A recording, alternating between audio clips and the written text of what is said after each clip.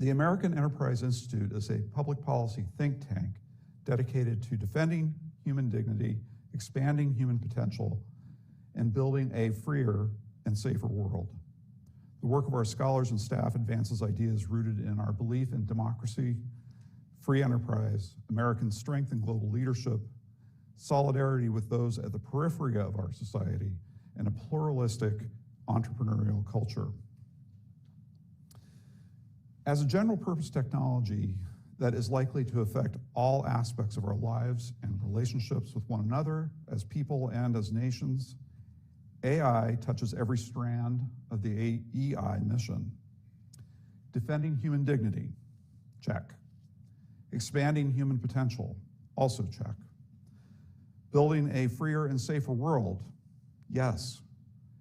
AI has clear implications for democratic institutions, free enterprise, and maintaining America's role in the world as the main global pillar defending democracy and human rights.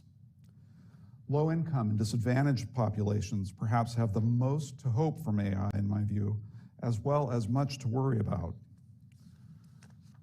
We are concerned with maintaining an open, pluralistic public square and see vast potential for good and ill in how AI could affect public dialogue. And of course, the potential of AI adding trillions of dollars of value to our economy means we have an intense interest in maintaining an open, competitive, and entrepreneurial AI ecosystem. Our topic today is incredibly timely. The public release of ChatGPT-3 earlier this year and followed by GPT-4 has caused multiple frenzies of both hope and in some cases despair. President Biden and Majority Leader Chuck Schumer are pressing hard to construct new regulatory structures to manage AI risk. The public dialogue around this topic appears, as with so many other issues, to be polarizing, but not between progressives and populists or Republicans and Democrats, but mainly between techno-optimists and pessimists. Between those who look at AI and see the enormous potential it has to solve problems, improve health, and increase prosperity, and those who see a different potential, a world in which human beings are sidelined by machines, and in the worst case, might be hurt or destroyed by them. We want to foster a different dialogue here today.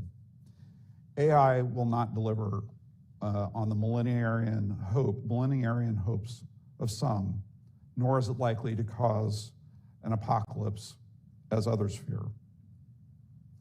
We are intelligent, adaptable creatures. We've gotten through challenging transitions in the past, and we can do the same with AI. But there are bugs, and sometimes even features of AI, that require scrutiny and planning to help bring about the best while mitigating potential dangers. Our speakers are going to help us understand more clearly what they see as some of the key challenges in AI development, including some of the challenges in its underlying assumptions about progress and humanity, amplification of undesirable aspects of economy, and the way that they might amplify undesirable aspects of our economy, society, politics, and culture. Robert Reich is a professor of political science at Stanford who also holds an appointment with the Department of Philosophy and is one of 7 associate directors of the Stanford Human-Centered Artificial Intelligence Project. Jeremy Weinstein is a professor of political science and a senior fellow at the Freeman Spogli Institute for International Studies, as well as Stanford Institute for Economic Policy Research. For our program today, this is the run of show, Rob and Jeremy are going to do a bit of a tag team talking through the main themes of system error. Before we turn to a conversation that will be facilitated by Shane Tews, who is an AEI Senior Fellow and the leader of AEI's Technology Policy Team, and myself. Following that, we'll turn to questions from our in-person audience and our virtual audiences. If you're watching online, please direct questions via Twitter to the hashtag AEI system error, or by email to my research assistant, Hunter Dixon, at hunter.dixon@aei.org. One final note, you will notice at the front of the room the table with the wonderful copies of the free book, which you are encouraged to take at no charge at the end of the session. So with that, I'm going to turn it over to Rob and Jeremy to walk us through system error.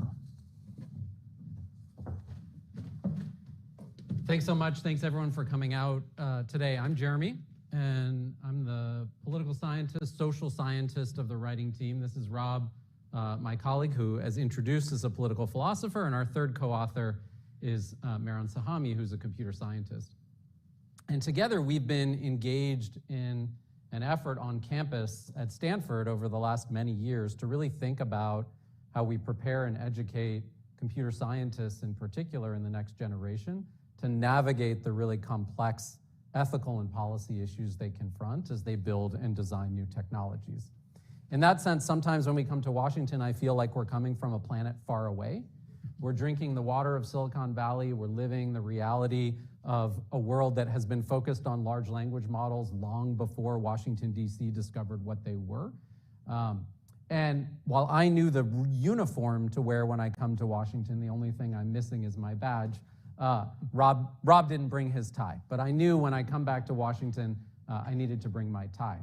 And part of the way that I want to open the story from my perspective is that I've spent most of my career working on issues of foreign policy. I served in the Obama administration on the White House National Security Council. In the second term, I was the deputy ambassador to the United Nations. And it was in that role where I saw in all sorts of powerful ways how new technologies were transforming the policy landscape in a way that government was wholly unprepared to address. This came up, of course, around issues of encryption and the balance between privacy and security. That was very much an issue that was at the top of the agenda during the Obama administration. The first set of cyber attacks on major private sector companies were also something that we experienced when I was at the White House and on the Deputies Committee. And so when I finished up my service in government and went back to Stanford, I was thinking, well, what's my role in thinking about this set of frontier policy challenges we're likely to confront? And then when I got back to Stanford, I'd been gone for many years during the Obama administration, I found this, which was a campus that had been absolutely transformed by the growth of computer science as a major and a discipline.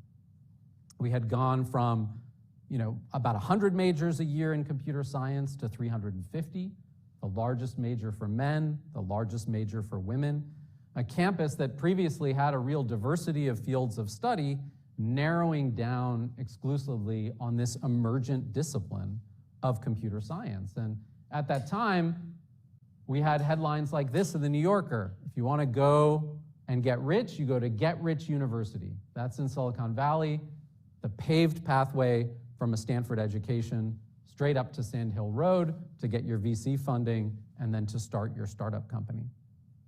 And of course, when I got back, we were at a moment when tech utopianism and tech optimism was being replaced by a set of concerns about the potential harms and consequences of new technologies. We'd had the 2016 election campaign, concerns about the pollution of the information ecosystem, concerns about concentrated tech power. And so Rob and Mehran and I came together and said, at this moment in time, when we're equipping students with these extraordinary superpowers of the 21st century, how do we cultivate a mindset among young technologists that helps them to navigate the challenges that are being created by the technologies that they're building? And so the book is a story from our perspective of the kind of interdisciplinary mindset that's necessary to manage the challenges of this new technological frontier that we're at, and also to amplify those benefits that Brent spoke about at the outset. How should technologists approach their work, and how should policymakers think about their relationship with the tech sector? And so we're going to walk you through a bit of the outline of the book to get the conversation started, and then we'll dig into some of the details of the tech policy conversations of the moment. So the book opens with a set of stories, and these stories capture what we think was one of the particular pathologies of the culture on campus at Stanford when we started doing this work. And so we tell the story of Josh Browder. Josh Browder was a Stanford undergraduate. He arrived as an 18-year-old. He developed skills as a computer scientist. And very quickly, he had an intuition that he ought to drop out of Stanford, like many successful founders had done before, and start a company. And he had a pretty simple problem that he wanted to solve. When he was a 17-year-old living in London, he got a bunch of parking tickets. And those parking tickets were incredibly annoying because they led to large fines that he needed to pay. And he wasn't yet in a place in his life where he was earning money. And so he didn't want to pay those parking tickets. So he raised, the first thing he did was he built a bot that could basically get you out of parking tickets. It would learn from interaction with government service providers what are the best answers to give to particular questions, and then it would automatically file a form on your behalf and get you out of having to pay a parking ticket. And he called this app Do Not Pay, and he offered up Do Not Pay as the kind of technology and tool that can get you out of all sorts of really annoying situations that you might find yourself in. And he was able to raise a round of venture capital. I think the first round was $7 million or something from Sand Hill Road as a 19-year-old, and he dropped out. And one of the challenges, one of the reasons that we start with this story is, and we've brought Josh Browder to class, we engage with him in hearty debate on a regular basis, but Josh Browder wasn't asking some basic questions that we think technologists who are building products ought to ask on a regular basis, like, why do we have parking tickets? What is the function served by parking tickets in society? I assume many of you live in DC.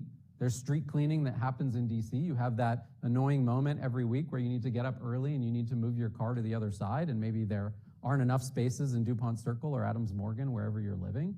We have handicap spaces, and we preserve spaces for people who are disabled for a reason. In some places, parking tickets are used to manage congestion, right? And are part of a strategy for reducing congestion and emissions.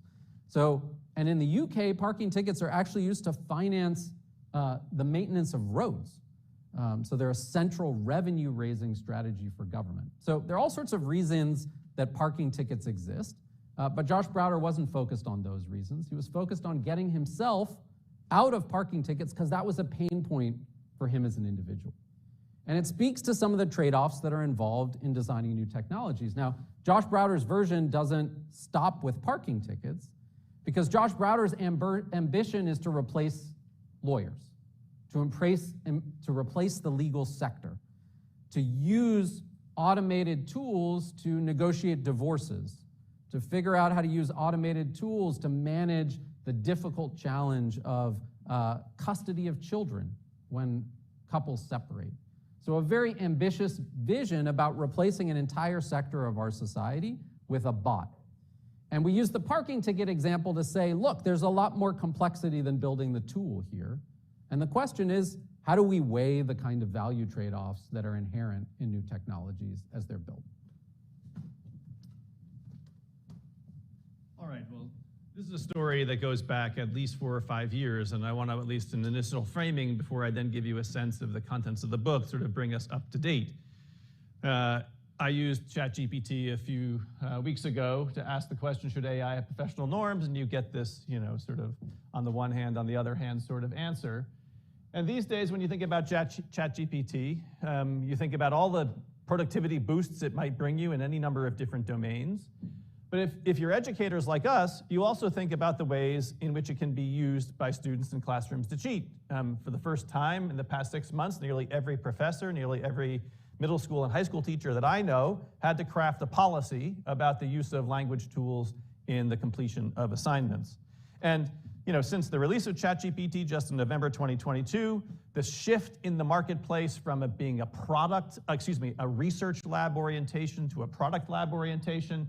You've got companies like Paragraph AI, which are using these base models, these foundation models, to try not merely to offer up writing resources that would be used for, say, people like you in a think tank, in a research institute, to supplement your already developed writing skills and judgment, but catnip for 8th graders writing their essay on whatever it turns out to be, a replacement for human judgment rather than a supplement for human judgment.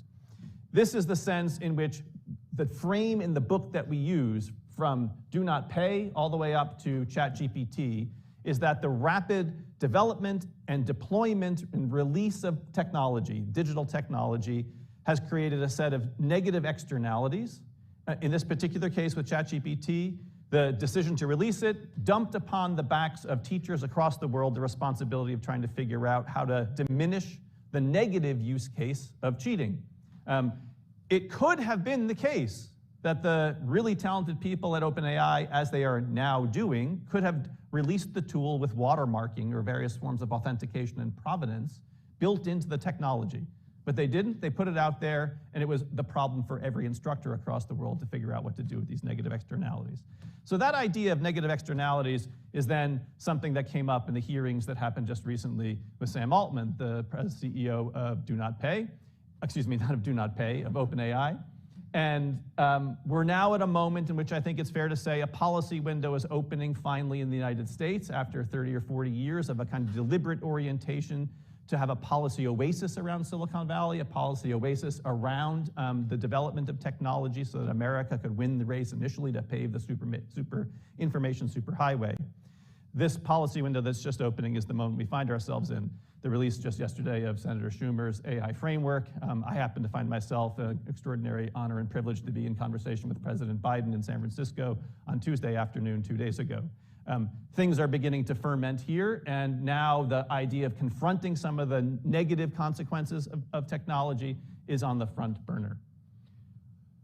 This frame, the idea of externalities, will seem to people here at AEI, I hope, as an ordinary frame, something not especially controversial, nothing even in terms of intellectual architecture novel. This is a familiar frame for anyone who's gotten economics training, that when we get private investment in the marketplace and products begin to roll out, consolidation sometimes of market power begins to happen, the rising use of some particular product then often brings about some negative consequences. When we have negative externalities, there's a potential role for regulation to internalize those externalities in order to diminish the negative use cases, the unintended consequences, while still keeping the great benefits. We're going to offer you a frame for thinking about a variety of different decisions about technology through this language of negative externalities. I'm going to begin by giving you the three-part diagnosis in the book of what's gone wrong. What is the system error? We want to make every effort we can to communicate that what we see that's happening is not the product of a bad person, of a badly motivated person. We don't want to say that Josh Browder is somehow ill-informed, badly motivated, Sam Altman, the same thing. We want to communicate something about a system of incentives that is in place that produces reliably the outcomes we get. Don't fixate, in other words, on Elizabeth Holmes of the world, people who break the law. Fixate instead on the system structure of how it is that technology is developed and deployed. So part number one of that diagnosis is to start with the mindset of technologists themselves, and that mindset is of a relentless optimization approach, not merely to technology, but to the world as a whole. And optimization, despite the kind of self-given impression by technologists of it being a superpower, if you can optimize something, that makes everything better, is actually, in our view, a potential liability. Because, putting on my philosopher's hat, I think the important thing to understand is that optimization, efficiency, maximization, these are means to accomplish some end. And if you don't have a complementary portfolio of skills to evaluate the worthiness of the end you're trying to optimize, if you optimize for something bad, you can make the world worse, not better. Optimization has to be seen as a strategy for getting you to a goal, but you have to be able to have confidence that the goal itself was worth pursuing in the first place. To put it in slightly wonkier language, efficiency, maximization, and optimization is a derivative value, not an intrinsically good value. It only becomes a good thing to optimize if the thing you're optimizing for is independently worthy itself.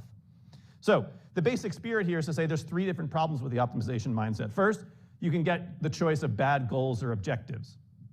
If you optimize for something that's objectively bad and increase the efficiency of the production of that bad thing, you make the world a worse place, not a better place. Now, I don't think that's frequently the case with technologists, although it is something to be aware of. The much more common problems are the second and third issues with optimization.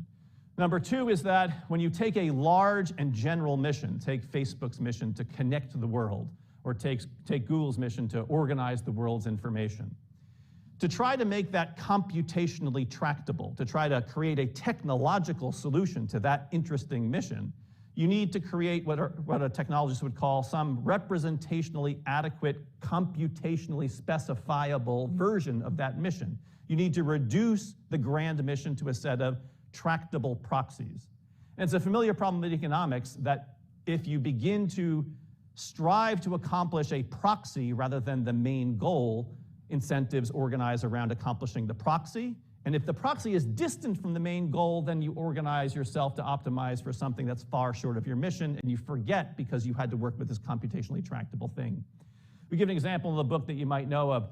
In 2018, I think it was, there was a memo released from Facebook at that point by one of their chief strategists that said, at Facebook, we strive to connect the world, and the way that we measure that is by growth and engagement on our platform. Even if people do bad things with Facebook, even if terrorist incidents happen because we connected people, still we strive for more growth and more engagement because this is our measure for whether or not we're connecting people. Again, that's the sense there about the problem of finding a proxy for a good goal. The third reason, the problem of multiple valuable goals. Let me ask here, this will be a difference between Washington, D.C. and Silicon Valley, I predict. How many of you have enjoyed a Soylent lunch anytime recently? How many of you know what Soylent is? Yeah, most of you. Soylent is a meal replacement powder. Many of the things that technologists try to solve for can be solved successfully for a particular goal, but if socially what we care about is a balance of goals, a balance of objectives mixed together, the successful optimization for one thing can upset a greater balance. Why do I mention Soylent in that regard? Soylent is, the product is described as an optimal replacement for the body's nutritional needs. The actual website says food is an inefficient delivery vehicle for what the body needs. The value of food, of course, it consists in cultural identity, social connection, pleasure in eating. If you have Soylent alone, you're going to lose out on those other values, even if we're charitable in thinking that Soylent optimizes for the body's nutritional needs. Many products have this flavor. Optimizing for one thing successfully, even if that thing is objectively good, like the body's nutritional needs, comes at the cost of other values that also matter. So that's the problem with optimization. Second part of the diagnosis, it's the venture capital funding structure of tech companies, in which there's a desire to have a unicorn. You try to scale something as quickly as possible. What you do is you try to lock in your market position, get that classic hockey stick of growth, and if there turn out to be socially unintended consequences, you mop those up later. First, you try to lock in your market position. You go for scale, hyper-scaling, blitz-scaling, and only downstream do you try to hire for people that are going to try to anticipate socially unintended consequences, begin to mitigate risks. The venture capital structure puts a premium on scaling as quickly as possible, getting a unicorn status, and later on dealing with potential problems. And then finally, third part of the diagnosis is the long-standing regulatory oasis produced by Washington, D.C. here. The decision not to try to put in some ordinary guardrails. These days, the conversations about AI have the following flavor of trying to introduce basic common sense ideas. We don't let cars on the road without some basic safety standards. We actually expect industry norms as well as regulatory arrangements. We don't put milk or meat on the grocery store shelves unless we have some inspection regimes for it.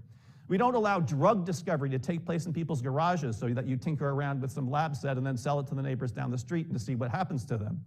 Why should the release of super powerful technologies like artificial intelligence be any different? A common sense approach to thinking about basic safeguards. Well, in Washington, D.C. in the 1990s, there was a decision to put a regulatory oasis around Washington, D.C. The inventor of the internet here, you all know him, Al Gore. We can eliminate many of the regulatory barriers now in the path of the information superhighway, perform the most major surgery in the Communications Act since it was enacted in 1934. That's what led to Section 230 of the Communications Decency Act that was passed in 1996, the famous provision now that immunizes from liability any social media or internet company that hosts user-generated content in any form or fashion. That was the policy decision that accelerated the development of Silicon Valley. But now that we've reached a moment in time where these negative consequences, these negative externalities are so apparent, a regulatory oasis is no longer a wise approach.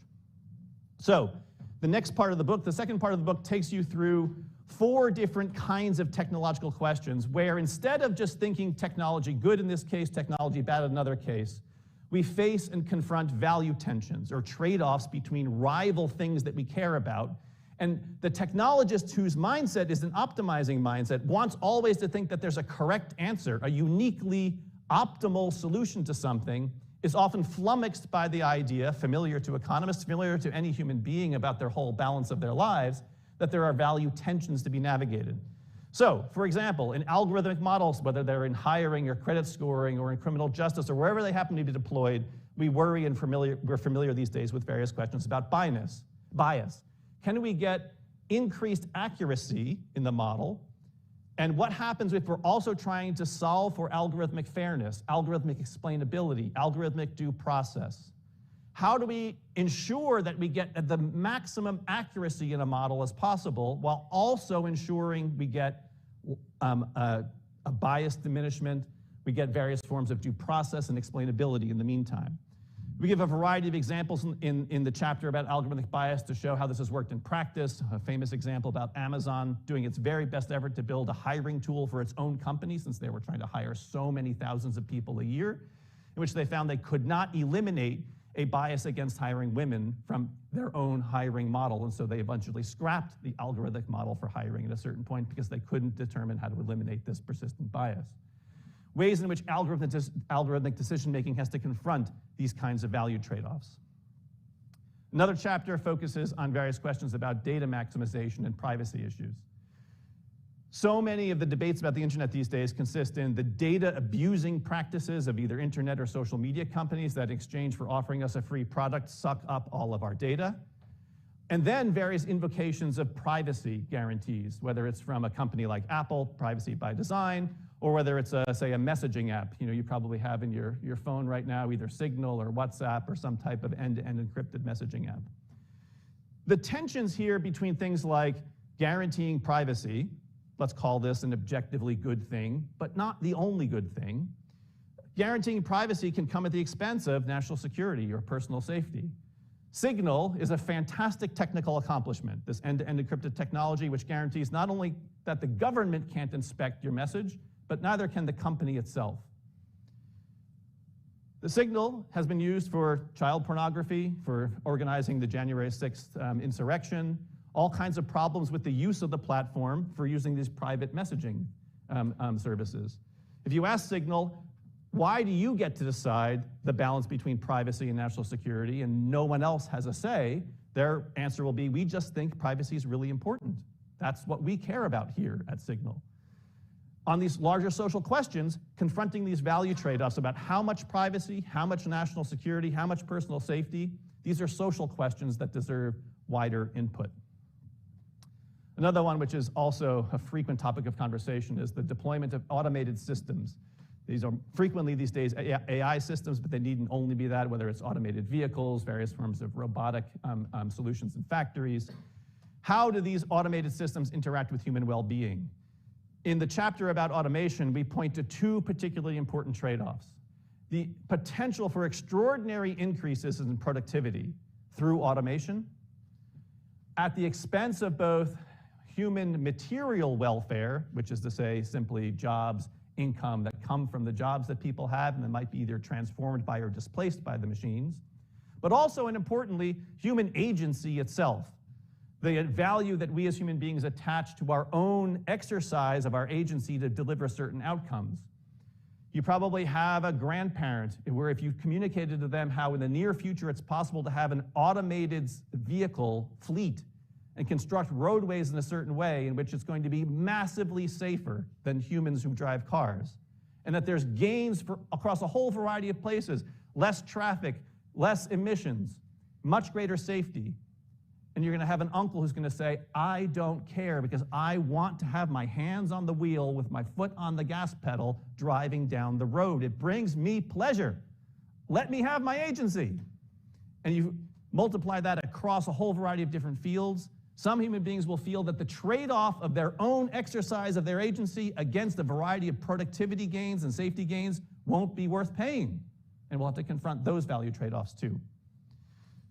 Finally, there's a chapter on perhaps the most familiar of all of the trade-offs, free speech in an online digital public sphere. How do we balance the interests of having an information ecosystem that is not filled with pollution of misinformation, disinformation, and hate speech, with the ability of people now at unprecedented scale to express themselves and to reach an audience through these online mechanisms we have? We rightly want to have an attachment to freedom of expression. That is an objectively important value. But so too is a healthy information ecosystem. And if you have an amplification system now driven algorithmically for engagement that incentivizes the production of extremist information, of misinformation, disinformation, and hate speech, because that's what generates engagement, we have another value tension to confront. This is going to be all the more true with these AI-driven tools that will pump automated information into our digital public sphere at a new scale.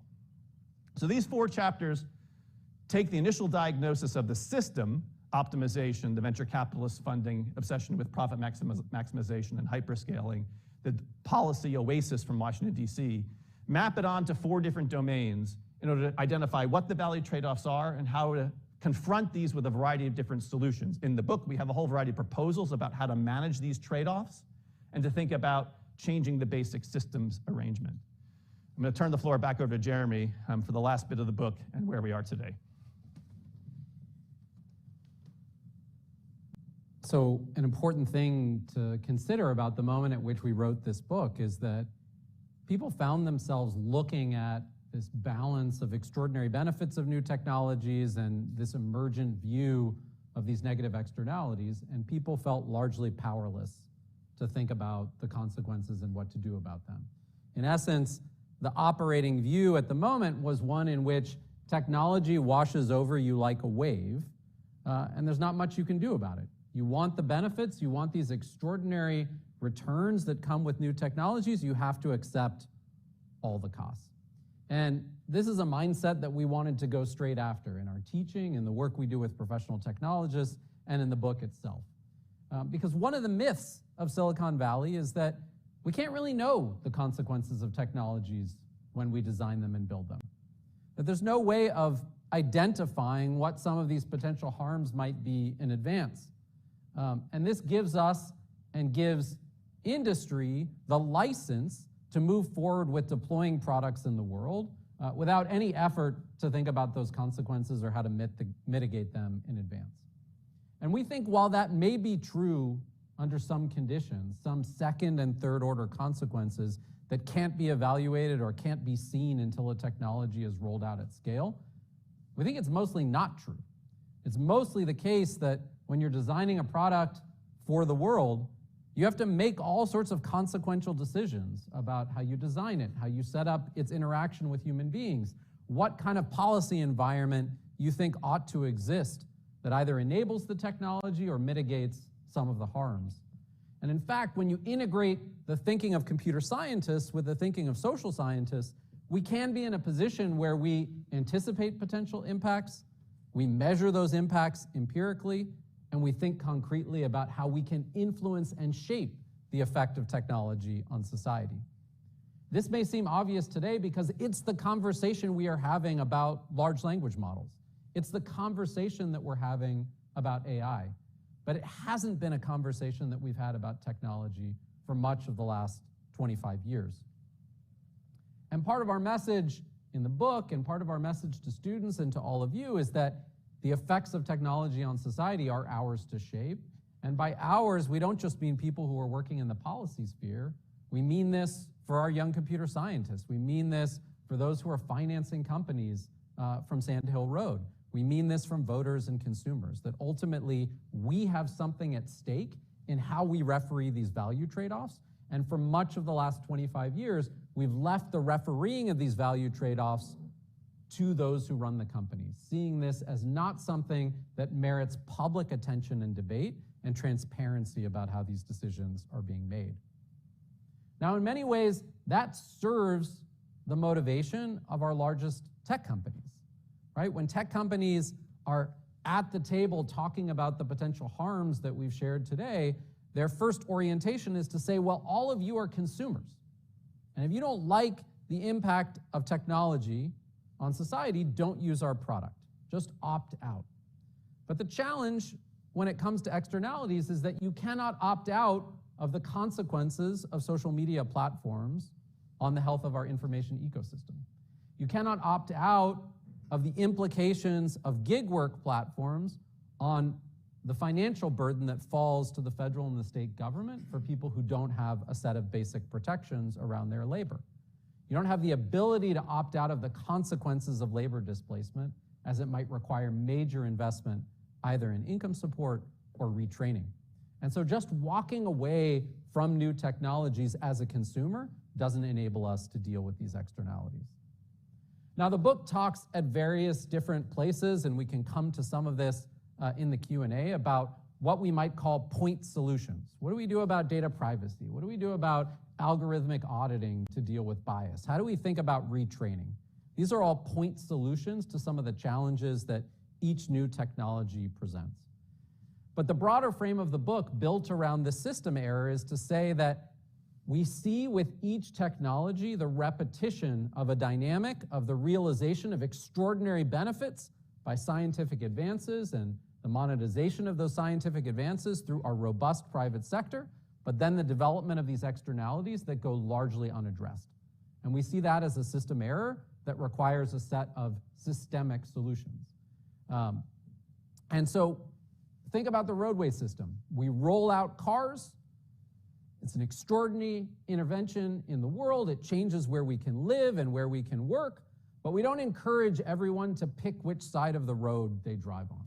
We don't encourage people to drive as quickly as they want when they go by a school, if that's their preference, right? We set in place some guardrails to the introduction of this new technology, recognizing that it might have potential harms.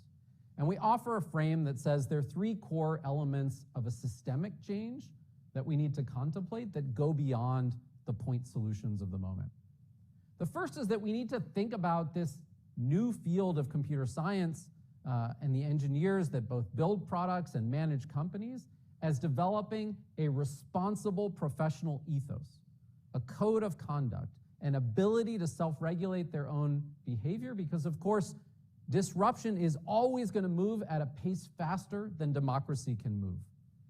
And ultimately, we contrast in the book the emergence of a set of professional norms around the biomedical sciences, and in particular, the other consequential technology of the most recent decade, the development of CRISPR and gene editing, and think about all of the elements of professional norms and social sanction that exist in the life sciences, all the way up to formal modes of government regulation. But it begins with the self-policing that happens among scientists and among companies themselves, the standards to which they hold themselves. And when you contrast that with computer science, where ACM, the community of computer scientists, has a weak code of ethics, no IRBs exist that really exercise insight and control over issues and projects around data science, and of course, no regulatory body. So this is a vastly underdeveloped space, even when it comes to not government action, but social coordination among technologists about how to referee these value trade-offs and to balance the benefits and harms. The second element is to think about the concentration of power that has emerged in a small number of very large tech companies. This issue is again on the table as we think about potential proposals for regulating AI, but a world in which consumers demand and want variety in privacy policies, in content moderation policies, in AI tools that may be tested or evaluated in particular ways that might manage some of these downside consequences. A world in which it's so hard for smaller companies to enter these spaces that are largely dominated by a small number of companies is one that justifies the intense focus that we have on antitrust concerns in the present moment. And then the final piece of the puzzle, and this is something that I think all of you can appreciate, is that we can't make progress on these issues in the absence of having a government that is capable of evaluating concerns related to new technologies and thinking about the appropriate balance between policies that promote innovation and policies that protect consumers and society more broadly from a set of harms. And I don't think you could find anyone who would disagree with the argument that we don't have this government now. And part of the argument that we make in the book is that we don't have this government for a reason. That is, we have not designed a pipeline of people into our governmental apparatus with the appropriate incentives, the appropriate positioning, the appropriate salaries to enable us to build out the scientific and technological expertise that we need in Washington. And in fact, we've done the reverse. We've stripped our government of scientific and technological expertise over the last 30 years. And that's a story that we tell. So as we come to the Q&A, we find ourselves at a fork in the road. When we wrote this book and it came out for the first in hardback about a year and a half ago, the last chapter of the book, How Do We Build Democracies Capable of Governing Tech, opens with the story of large language models before anyone was focused on them. We said, this is the example of the next frontier technology that's going to raise these value trade-offs and going to demand a response from society to this moment. And today we find ourselves at this fork in the road. And people are waiting for Washington to act. Because Europe has acted. Europe passed its AI Act, and Europe has been developing its AI Act long before large language models were on the table. And they've adopted a risk-based approach, rooted in the precautionary principle with an orientation towards transparency and testing and tracking for algorithmic decision-making and AI-driven tools that might have significant consequences for society. How are they going to do this? We still don't know. But the framework, the articulation of a framework is already in place. Yesterday at CSIS, we got a speech from Senator Schumer, an articulation from the perspective of the majority leader, but trying to reach out broadly to both sides of the aisle.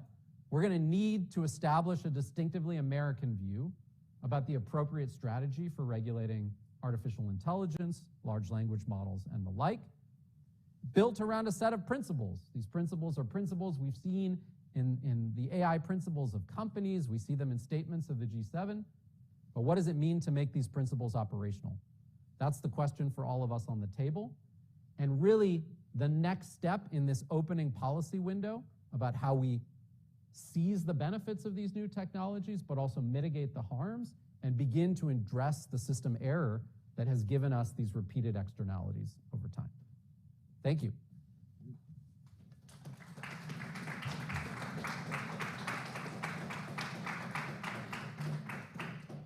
Thank you both for writing this book, because it was, I got the early edition, so apparently I have a whole other chapter, so I'm gonna have to read the other book. Did you add it? No, this is still good? Still the 8th chapter. Okay, right, I read it with lots of notes in mind, but one of the things that you started with is optimization. Yeah. And one of the challenges of being in Washington, as you both have spent time here, is regulation, right? Yeah. Those two things don't normally blend together. And then on top of that, I spent a lot of time in the internet governance world from the beginning. In the very beginning, I'd always be challenged with, well, how are the zeros and ones supposed to know about humanity, right? You're just thinking about it from an engineering perspective. And so as I was reading this, I was thinking about where can we try to land on regulation where we can encompass a lot of what you focused on in this book. And I've really come down to, you talked about data maximization and the privacy. I always say I don't really believe in privacy, it's a feeling, but data is something that we can regulate. So data governance seems like a good place to start, because I think we've got both the lawyers and the engineers both understanding the objectives. Then we have the question, which it's interesting as I was looking to see the Schumer, and I can ask you about this, but how can we continue to keep the verticals, which have more security measurement to them, to the horizontal that we're seeing Europe do, which is they kind of throw everything into the basket. And sometimes I think that's not the best way to do something because we end up with either something too strong or too weak in the process. So what do you think about that? Like starting as data governance is maybe our point here in Washington, because we got to start somewhere. Yeah. Can I start on that? Sure. So I just want to, I want to sort of emphasize the way you began the question there, Shane, about this mismatch between regulation and optimization. So one of the stories that I didn't mention just now, but is in the book and was really a big awakening for me. So I have basically oriented my life as a political philosopher around thinking about democracy as theoretically, and then as an issue of measuring the performance of democracies. And I got invited to this dinner in Silicon Valley by a bunch of venture capitalists and technologists of some of the names you would recognize. And we were seated. The person who had invited us said the topic for conversation I'd like to have at the salon table tonight is to imagine what it would be like if we could find a place on Earth, a piece of land that we devoted to the maximal progress of science and technology. And the guy across the table raised his hand and said, Sergey, Larry, and I have spec'd it out already. And went on from there. And about 15 minutes into the conversation, I said, excuse me, professor over here, can I just ask, is this a democracy that we're discussing here, this plot of land? And the answer was, no, absolutely not. Democracy holds back the progress of science and technology. This has to be a beneficent technocracy. And my response to that type of view of optimization as something to apply to the world at large is that you technologists are fundamentally misunderstanding what democracy is for in the first place. Democracy is a certain type of technology itself, an institutional arrangement for confronting persistent disagreements among citizens who are equal. It's an institutional design for compromise and negotiation that treats people fairly in some form or fashion. If you look to democracy to optimize some social output, you have engaged in a category mistake. Don't think that you should get optimal results from democracy. They're better for other reasons. And so I think that mismatch is, in certain respects, really profound between the optimizing orientation of the technologist, who actually doesn't attach value to democracy itself at the end of the day in certain cases because it's a suboptimal arrangement to them in certain ways. All right, on data governance, within that as a way of thinking about how it is that something that's in the interest of certain kinds of technologists can map onto a regulatory approach. Yes, I think you're right that the kind of initial foray into this arena by Europe in the GDPR, various forms of data management, data governance, that, let's be honest, take the kind of weak form of dealing with notice and consent by all these pop-ups we get whenever we're browsing the internet about what our cookie settings should be. We're trying to explore data governance now, not as a matter of individual choice. Let's choose my data settings and preferences that maybe follow me across the web, but rather something that we position at a social level about who owns the data, under what circumstances can it be granted to other people, under what circumstances can it be aggregated and then analyzed around various prediction machines. I think that is a place to start where it will limit the basic fuel of how computing itself operates, and so will shape all of the downstream choices about not merely the development of new technologies and their deployment, but also begin to orient, if the United States or any other place goes in this direction, some understanding about data as a right for individuals or a social guarantee. But I think that's still an untested proposition. GDPR is just the initial way to orient ourselves towards thinking that this basic just suctioning of data can't be the healthiest approach of all. So I haven't given you a particular plan, but I'm agreeing with you that it's a ripe place to begin. Let me just add one thing to Rob's comment, which is to say, of course, one of the central challenges in regulating data access or data governance is that data is the fuel for the advances in technology that we're experiencing in the current moment.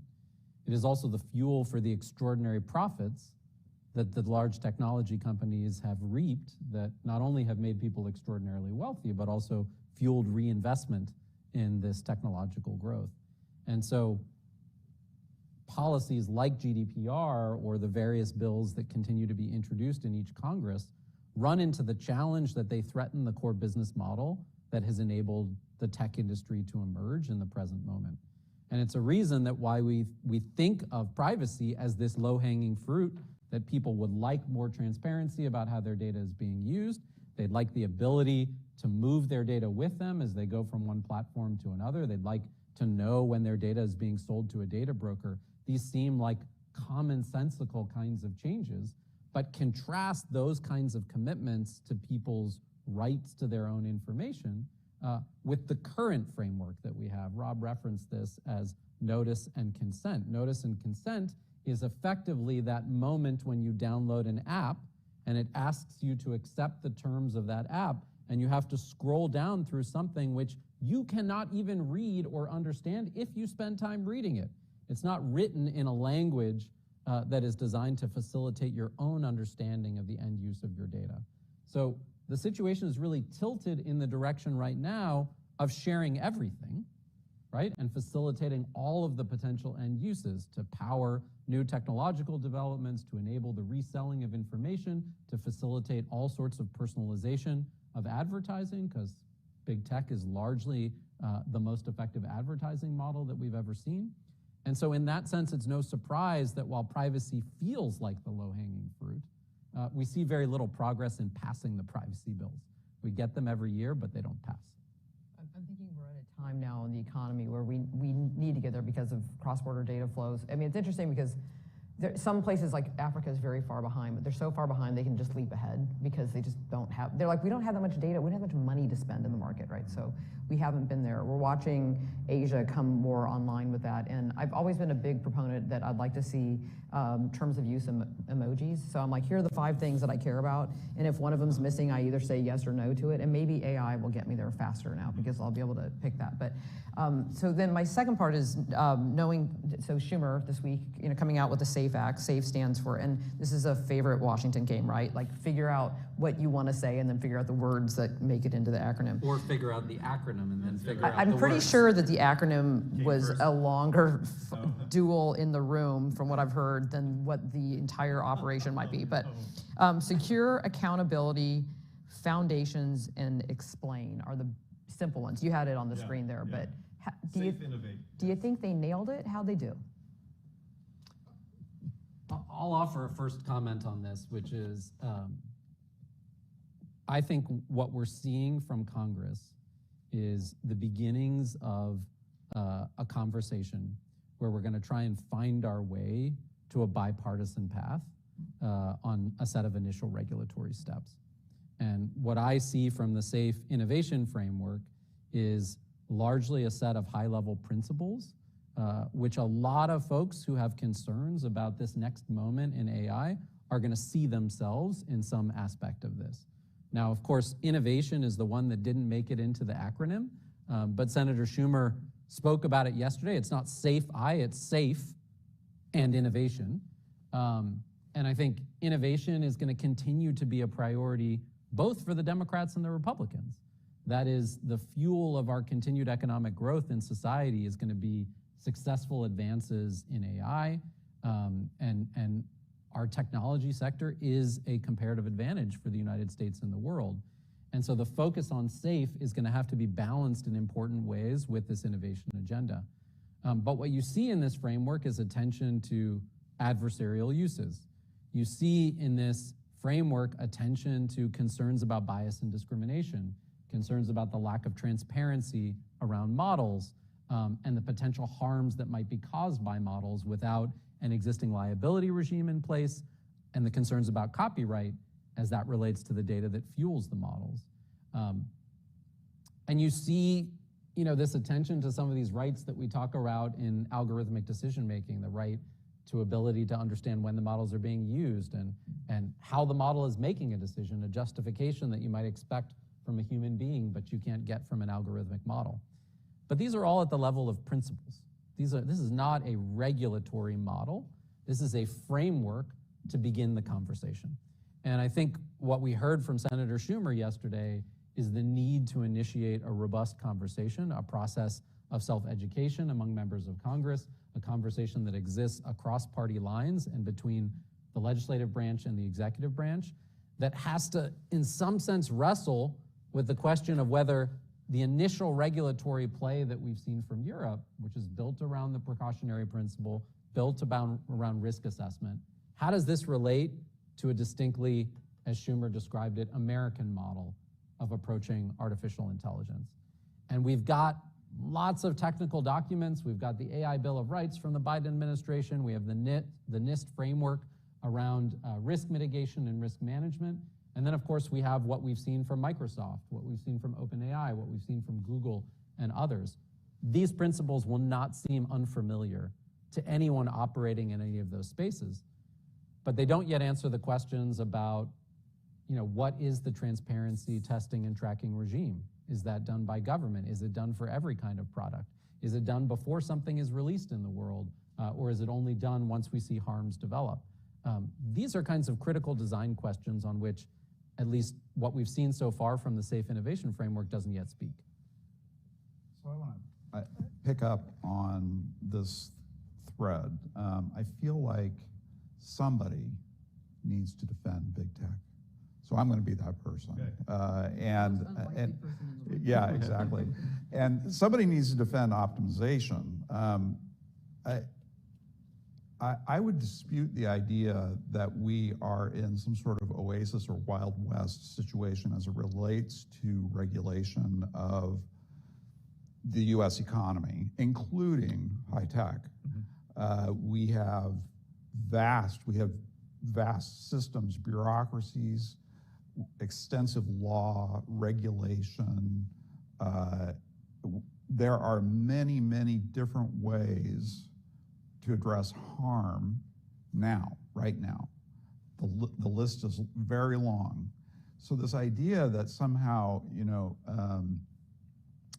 big tech is out there operating completely on its, or any tech, whether, we've got an awful lot of small tech moving right now too, out there moving without any kind of constraints or oversight just doesn't seem realistic to me. I think that we've got extensive oversight. That's part one of the statement/question. The second one is the precautionary principle that you were talking about cuts both ways, right? I mean, it isn't just the harms that we are avoiding with our precautionary principle. We are inflicting harm with our precautionary principle. And this is it's evident in many cases, but it's particularly evident in health. We had a physician who from the Cleveland Clinic who manages all of the standing up of artificial intelligence platforms for clinic activities. She took that job just a few weeks before COVID started. And because the national health emergency had a lot more latitude to do what needed to be done in order to serve patients. And I will just add, mainly minority, low-income patients who are being affected by the pandemic. She's looking at what she's done on that, Dr. Jahan. She's looking at it and saying, we could apply all of this to diabetes, to kidney disease, to high blood pressure, to every chronic health condition that is plaguing the American public, and we could improve outcomes. But we can't because the thicket of regulatory authorities is already so substantial that our legal team just won't sign off. Okay, so what am I missing there? It seems like we have an already pretty heavily regulated situation. Why do we need more in advance? I'm not saying, harms occur, we respond to harms. Maybe the law doesn't take into account a certain case and we need an amendment to the law. So why the precautionary principle? You want to start with the precautionary principle? I'll take on the big tech thing.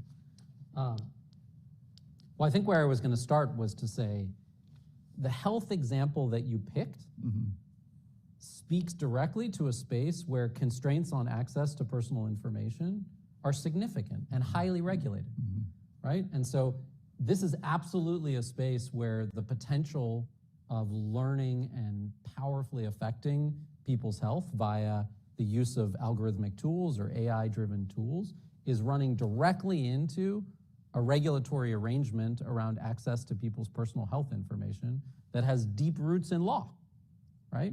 And so when we think about the challenge of enacting electronic medical records and building these systems, the challenges of data access and data sharing across hospital systems, between hospital systems and academia, between hospital systems and private sector companies. This is a space which I think is different than other spaces in big tech, where you're absolutely right that having optimized so far for privacy, which is maintaining for all of us the ability to own our medical records and all of the information about the treatments that we've received and how our body has responded, is coming at the cost of what you described from the perspective of this doctor in the Cleveland Clinic, which is that this doctor looks at the situation and says, I can be a social planner and a social optimizer. I can make everyone's health better off if you're willing to give me your data. And I say, let's have that conversation in our democratic institutions. Is this a time to revisit the way in which we have approached electronic medical records and health information? Because there are good reasons that we set in place the prior regulatory architecture. Why? Because when you apply for a job, you do not want someone looking at your medical files to make a judgment about whether you should be hired and how much they should invest in your training over time as they think about whether they're going to get a return on their investment in you. That's just one example of the kind of discrimination that has led us to embrace privacy. But as we think about the precision medicine moment that we're in, you're absolutely right to say that a precautionary principle frame, which doesn't think about the opportunity cost of going slow, or doesn't think about the opportunity cost of potential benefits, is probably going to miss the boat. Can I jump in right there, though? I mean, so it's more obvious in the health case, but it is not. It's not obscure in a lot of other cases. I mean, at the broadest level, the estimates of the potential benefits, say, this is just the economic side of the growth in GDP and productivity and so on. We only get that by going fast. If we don't go fast, we don't get it ever, right? So the precautionary principle of trying to limit harm it's the harm shaped as the good that never occurred. Yeah. And that's really what I'm at. I don't think it's just limited to health, although I take your point that one of the reasons is that we've done a pretty rigorous job of regulating health information. I think everybody mostly is glad about that. So, but maybe we shouldn't be so glad as part of your point. But let me make one other point, and then I'll hand it to Rob, which is to say, the precautionary principle is the European approach, right? And the question for us in the United States at this current moment, and part of what we suggest in the book, is that the front line of responsible AI is going to be inside the companies themselves. That has got to be central to our strategy. And it's going to be not just company by company, but it's going to be the development of a set of industry-wide practices. And we already see the kind of seedlings of these industry-wide practices. Each of the companies are talking about them, responsible AI approaches, building it into your production process, red teaming your products, thinking about unintended consequences of what you build. That kind of ethos of professional and social responsibility in technology companies that we see in the life sciences is the first and most important place to start, because there is no way that we can achieve our innovation goals with an orientation towards new technologies which says stop and don't do anything until we can put this through a multi-year process of testing. And I don't think that that's where we're going to end up. I don't think that's realistic given the kind of value trade-offs that we care about. But that said, should we have a conversation in our politics about whether there are a set of sectors or a set of potential use cases where second and third order effects or potential adversarial uses justify a going slower mentality, That's the conversation that we are just beginning to have about AI. And I think that conversation makes sense given the power of these models. Let me try and hop in here. I want to say two things, but I'm going to try to say something on behalf of the precautionary principle, just to test the waters in a way that's not hypothetical, but I think true to the debate with AI these days. So first, it's certainly conceptually possible that the healthcare arena is overregulated and the AI or tech arena is underregulated. So I think I'm likely to sign on to some statement of that sort. In addition to Section 230, in addition to a whole variety of statements in the 1990s about deliberately trying to pave the way for America to win the information superhighway race, to small things like EULAs, the end-use license agreements that we sign for software. Our colleague Meron often gives this example in classes that, like, if you're a civil engineer and you build a bridge and the bridge falls down, you can lose your license to practice and you can be sued. If you're a medical professional and you do something that violates either basic standards of practice, again, legal liability plus you can lose a license to practice. Microsoft sells you Office, and included in the end-use license agreement is you agreeing to, even if the underlying software in Excel that computes things mathematically turns out to have a flaw and it miscalculates something systematically, it's not responsible, legally, financially, or otherwise. It's all on you, basically, by signing the license agreement. The immunization of even kind of ordinary consumer protections there strikes me as the developmental immaturity of the kind of professional space that technology has long existed in. Okay, on the precautionary principle. So, I don't know how widely this is discussed in Washington, D.C. circles, but one of the things which is always lurking beneath the surface in Silicon Valley when it comes to AI conversations is the presence of effective altruism and the kind of orientation towards existential risk that large language models, foundation models, might pose us.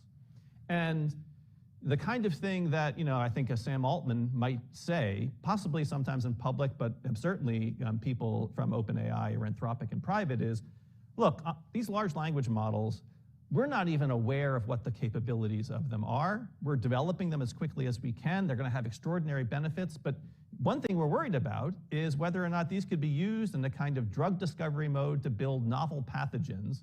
And if you just open source them to the world and allow people to play with them, democratize AI, you're basically giving a free pass to anyone to tinker in their garage with bioterrorism. That sounds really dangerous. Dear government, wouldn't you like to have a licensing and registration regime? I'm just rehearsing Altman's points here. Does that type of precautionary principle arrest your attention in a way to feel like there are some genuine concerns? I think anytime that you talk about somebody cooking up pathogens in their garage, you will get people's attention. And this is something I wrote about recently, which is this negativity bias that we have toward technology. We are much more afraid of what we are going to lose than what we might gain. And my sense is that given that underlying, I think it's genetically selected, evolutionarily reinforced. Kahneman and Tversky have taught us this. Yeah. I think given that bias, that's our real problem. Yeah. I grew up in the era of disaster movies, like the Poseidon Adventure and the Towering Inferno and Jaws, and all these things. It's like, those things don't happen, right? Those are Hollywood-generated figments that take advantage of this fear that we have. Yeah. So we can't make that right the basis for policy. And unfortunately, I think that's where we're headed right now, because the entire conversation is focused on risk. What are the dangers? What is going to be taken away from me? What am I going to lose? And very little time given over to what are you losing by not doing it? But let me ask you one follow-up on this, because I read your piece on the negativity bias, and I want to ask you, is this a description of the current moment? Or would you say the negativity bias has characterized from 1993 to the present? Because I think the negativity bias characterizes today. As we walk around in this town, people have discovered large language models and they are freaked out. I mean, they're also really fun, and people are using them to write rap lyrics for their partner, right? In the style of Snoop Dogg or whatever it might be. But aside from the fun, people are freaked. And it doesn't help when you get resignations of the leading AI scientists who basically say, I am scared about what I have built and the consequences for the world. And people say, well, I don't know anything about what these things are, but if the person who built it, like people who created nuclear weapons, is walking around saying this could potentially destroy the world, then people have that negativity bias. But I wouldn't say, I mean, I'm interested, do you have the view that the negativity bias characterized the first 2 decades of tech? Because I think it's quite the opposite. Okay, so, I mean, I remember I was working in the Senate at the time that we got internet access. Revolution, it was so fun. You know, there was no more waiting on CRS to send you the policy brief. There was no more. The summer interns have no idea. Yeah. Doesn't matter. Just trust me. It took a long time, and it was frustrating. And then we had the internet, and it was, go. It was wonderful. You know, and you're right. Although I do remember. And I've gone back to look like at the YouTube clips of like news broadcasts talking about the internet, and there was some of this negative. Oh, this is weird. You know, I'm just not sure that this is a good idea. You know, that kind of thing. And so there was some of that negativity bias. But I think what happened we didn't go from 1993 to 2023. We had 2007, 8, 9, 10 in there. In which we also got social media. And that, I think, has been the conditioning event for the way that we're trying to think about AI. Yeah, that's good. I mean, I'm going to join you here. If you're willing to accept that early era, let's call it 1990s to early 2000s, was a period of techno-optimism. It was almost all upside. In our teaching and in the book, we use these lines. Ronald Reagan said in the 1980s that the Goliath of totalitarianism will be taken down by the David of the microchip. His successor, President Bush, said that imagine if the internet took hold in China and how freedom would spread. There was this belief in something about the inherent property of digital tools and technologies that made them somehow liberatory or unleashing of human creativity. And then we got the huge backlash because of social media, awakened that there were these negative externalities in the language that we used in the presentation.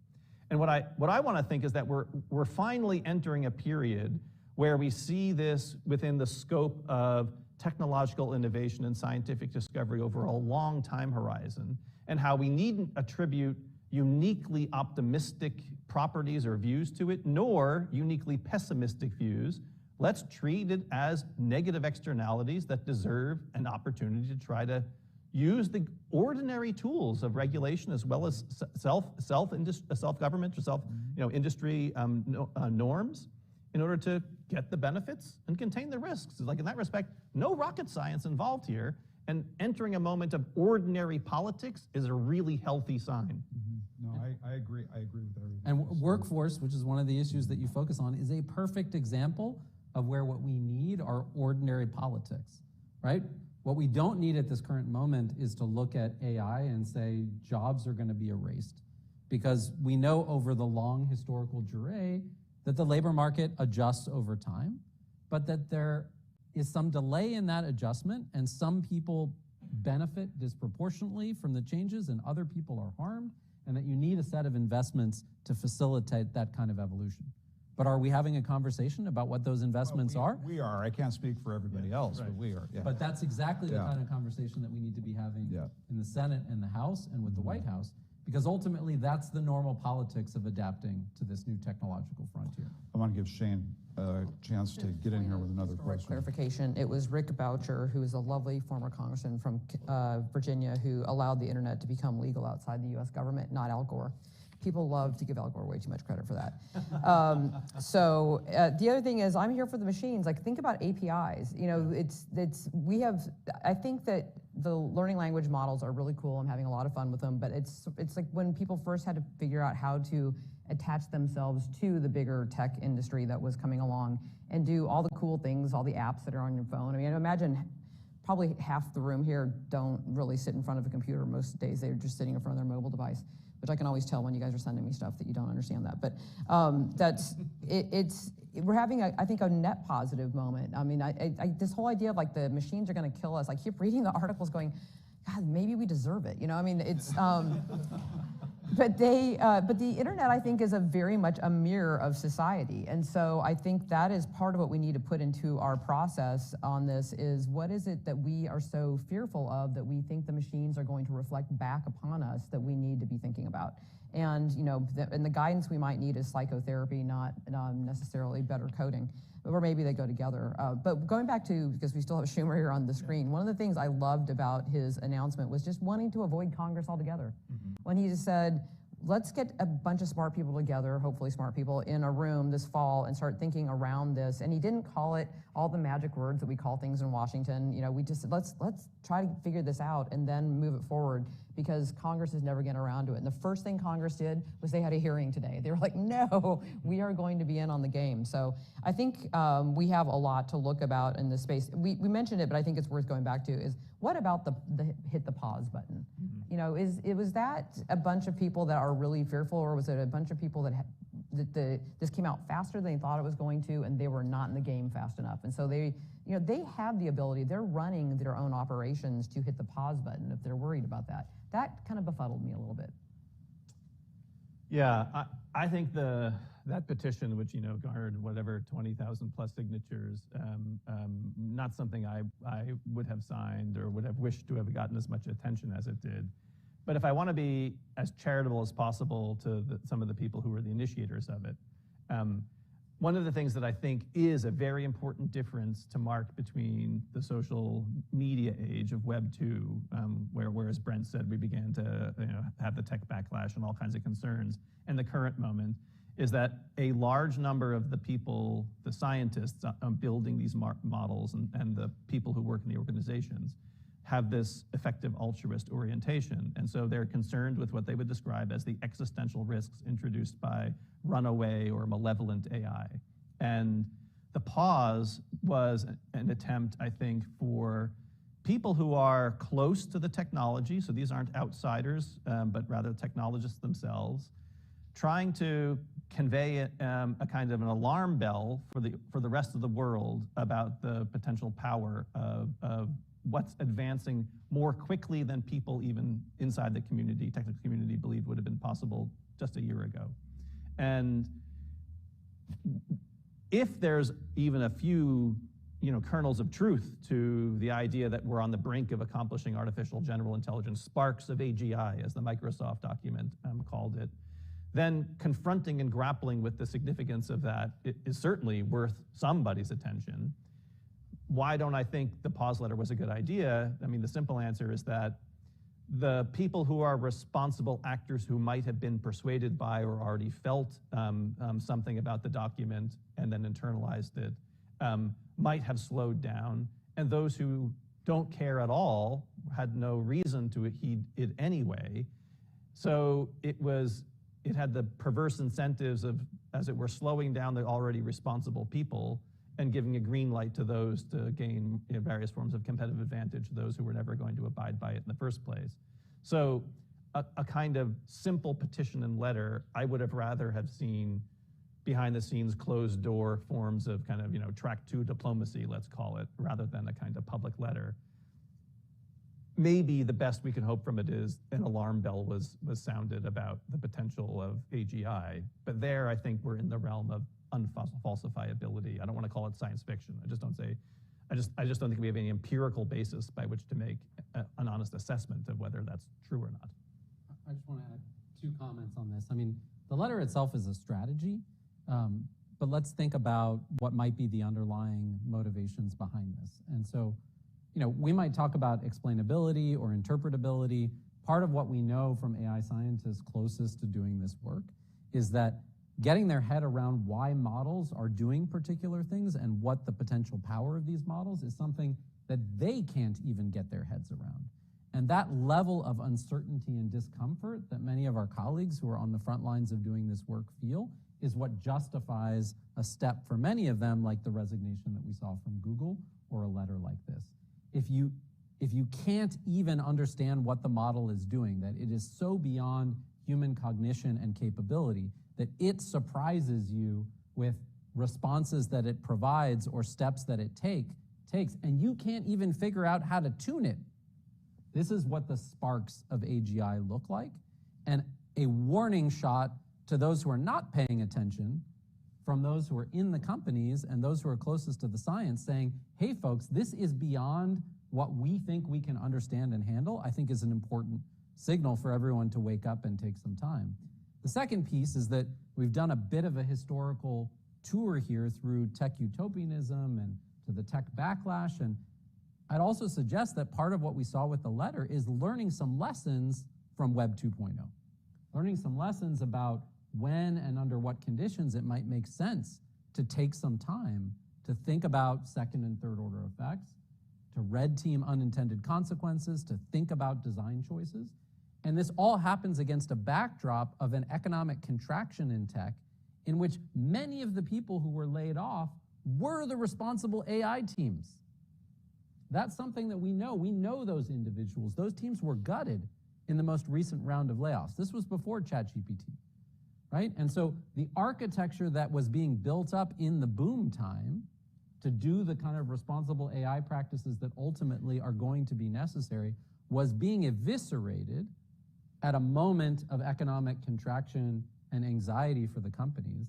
And so I take this as a signal both of how challenged they are in terms of understanding the new technologies, but also concerns that the industry's ability to manage this on its own is not really in place. Okay, this has been fantastic. Thank you so much, but I want to give the audience a chance to get in, and I want to give right of first refusal to our senior fellow in science policy, Tony Mills, who's been watching to see if he's got a question that he wanted to answer or ask. I do, actually.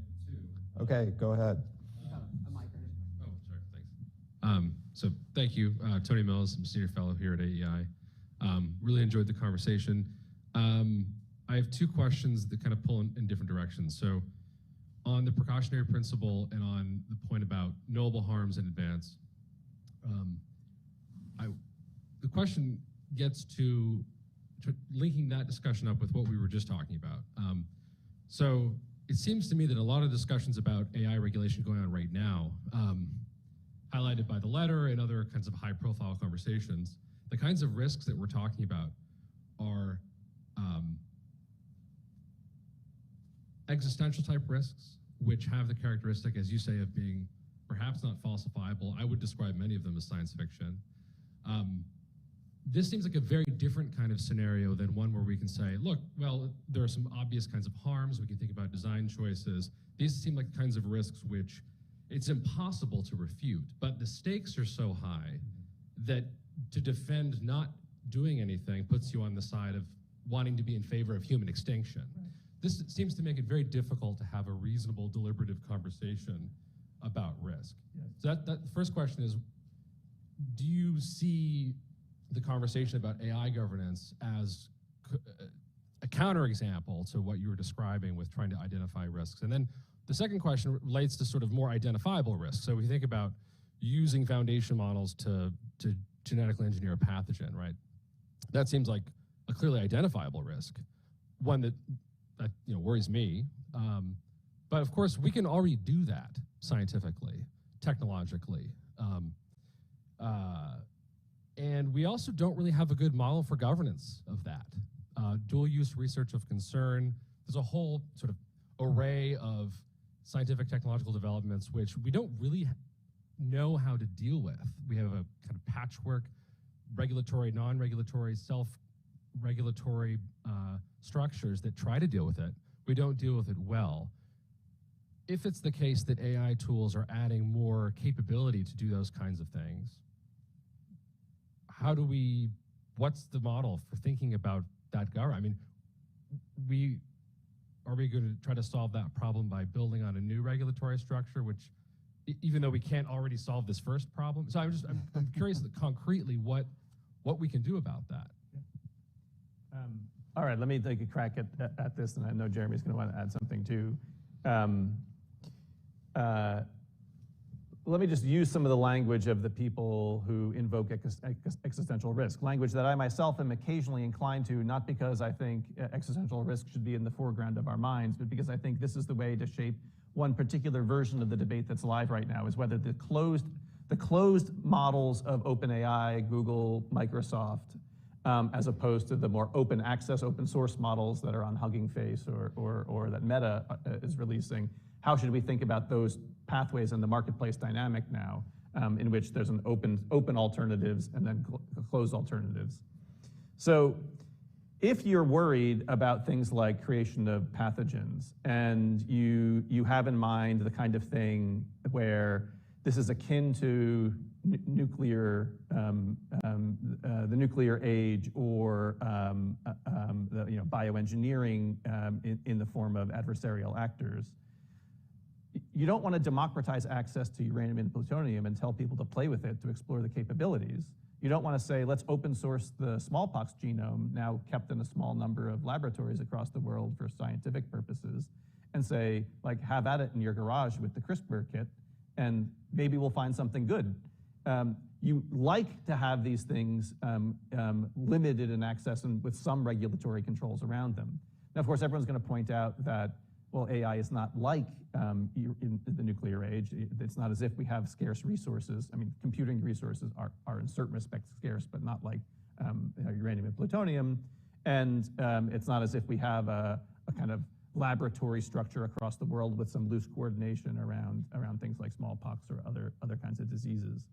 So we have to deal with the particular facts on the ground as they present themselves to us.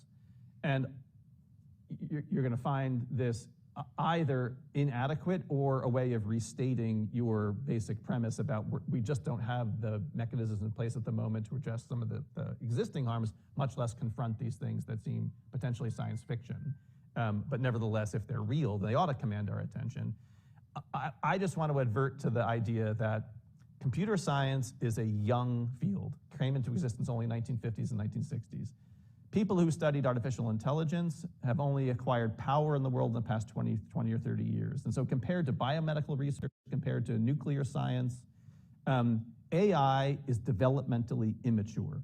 The provocation I offer to computer scientists is to say, you're like 19-year-olds who are newly aware of their power in the world, but your frontal cortex is massively underdeveloped and you're a bunch of socially irresponsible people. Can we accelerate to your late 20s as fast as possible, please? And that might happen through a combination of various regulatory threats, or at least the announcement of a regulatory presence, and the concentration of the mind that could be brought about by responsible actors who want to confront possibilities of bioterrorism or whatever the case may be. So in that respect, I want to lean on the idea that over the course of time, it's natural for professions to professionalize, and I don't see any reason we should think that AI and CS is immune from that. Do we want to wait for catastrophe in order to have the right kind of reaction in the way that, say in biomedical research, there were the Nuremberg and the experimentations and the death camps, or Tuskegee and the responses to that? Well, it's not a logical necessity that we have to wait for catastrophe, even if socially that often is what happens. So I want to put a lot of energy into the professionalization of AI science, AI development and deployment, that I think will happen in relation to a policy window that's opening. Would I predict extraordinary success? I don't think I'm that optimistic, but I think it's a natural progression for the field to professionalize far beyond its current immaturity. What I'd add to that, and I think even your reference to dual-use research of concern, is in some sense a recognition that there are spaces that have approached the sort of oversight and responsible management of technological frontiers in ways with a level of nuance and attention to potential harms and unintended consequences that's far more mature and fully developed than what we see with the AI frontier. And part of that is the practices of scientists themselves in the life sciences, that begins with concerns about RNA in the 70s and Asilomar and the gathering of that kind of expertise, but then takes its form in professional associations, scientific norms. my view is that there is no silver bullet solution to this. The EU AI Act does not solve this problem. And if people do, then they haven't thought through any of the kinds of complexity and nuance that we're talking about today, both balancing in the direction of innovation while being attentive to these risks, but also the serious operational challenges associated with any regime that even is designed to bring transparency. Bring transparency about what? At what time? Transparency about the existence of a model or how the model works, or what generates the kinds of predictions of the model. What does testing look like? Who does testing? Testing internally, testing independently. These are all hugely consequential issues. But I think what I'd say to you is that there's no perfect solution out there, but we're at the incipient moment of beginning to build out an architecture that traverses industry and government, and that has to grapple with the question of what is our social objective as a democratic society with respect to these new technologies, and what kinds of inputs do we need that will facilitate not just concerns with existential risk, which aren't the ones that animate the two of us and Meron in particular, but the more near-term risks that we can anticipate, that we can see down the road, that we know might be amplified or enabled by these technologies, so that we can continue to preserve the space for the kinds of economic growth boom that we can expect from this, while also maintaining the political support for this industry to thrive. I think that's a great place for us to end the conversation, because I agree that when we get out here, that's where catastrophizing happens. And if it's too close, then we're being irresponsible, right? But getting into these near-term issues where we can see things and asking ourselves not just should that be regulated, but what are our options for doing that? What are our options for protecting the public? It may be the CRISPR model of like, look, you guys, this is dangerous. You need to figure out how you're going to regulate yourselves on this. It may be that lawsuits and other regulatory actions can occur that can address that. So I think that that's a really smart way to think about this, is let's pull our time horizon in rather than getting it way out here. So a round of applause, please, for our panelists. It's absolutely fantastic.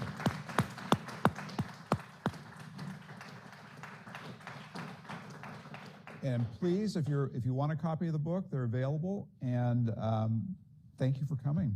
Thank you all very much. Thanks so much. Thanks.